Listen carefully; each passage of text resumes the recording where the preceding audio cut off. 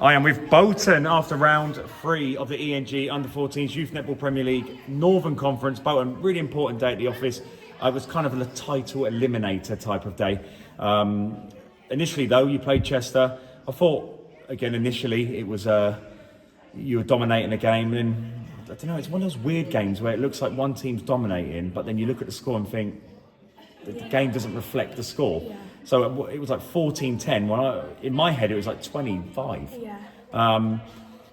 Third quarter, they're still causing you. There was still a kind of distance which wasn't very comfortable. But in the fourth quarter, you dominated the fourth. You all right, mate?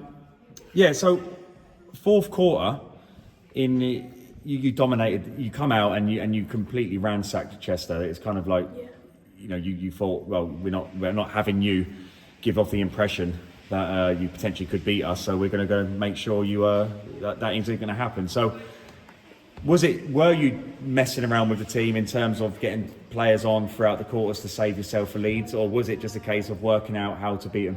I think we were working out new combinations within the team, and that was kind of our warm-up match for Leeds to try combinations out. And I definitely think our first and fourth quarter was our strongest because we dominated them in both. Do you feel? Were you ever worried that because you were trying different combinations and stuff like that Chester could cause an upset, or were you kind of confident that you'd always win the game? Yeah, confident that we would win. Cool. Yeah, it seemed like that. It seemed like you just upped the gears when you had to, didn't it? There was that team talk really in the third quarter. That's what made us win the fourth quarter by a lot. And Chester, fair play to them. They dropped a couple of super shots on you, didn't they? Yeah. I can imagine. What is it like as a player when they start going and you think, you're a defender, right? Yeah. Yeah. How do you, once they start going in, how do you react as a defender? Do you start thinking, "All right, I need to follow her out the circle"? Just go man on man more. Yeah. So then, because usually we would just let them go out the circle, but once they start getting that, we go man on man. Do you prefer? What was your kind of focus? Not to draw the foul, so that they get a kind of pot shot on you, Yeah. But well done. Good start to the day. Leeds Athletic. We always say this, but teams like Oldham, Leeds Athletic, those fast starting teams, they kind of want to, I call it the Mike Tyson. They want to come out and try and knock you out within the first round, and hopefully, they want to kill your enthusiasm in the first quarter. But you didn't. One of the only teams I can remember in recent history to kind of be up against Leeds in the first quarter, 8-6 up, an incredible start, and I thought, wow, this could be on. This could be on. It was just the second quarter. That was it. What happened in the second quarter? Changed it around quite a lot, didn't we? Yeah, we changed some of the positions around, and maybe we should have stuck with it, but it's a learning game. You've got to learn from it, and the next time we play them, we'll definitely have a better shot against them. Is that because your coaches want everyone to have the experience of playing against Leeds, or was it more, right, I feel we can go further ahead? What was it? I think it's also better to let everybody have a go against Leeds, because then everyone has a feel for them, and especially the next time we play them, then everyone's confident with playing against them.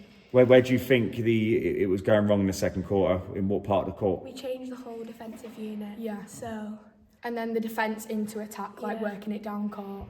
Yeah, that was 8-6 up.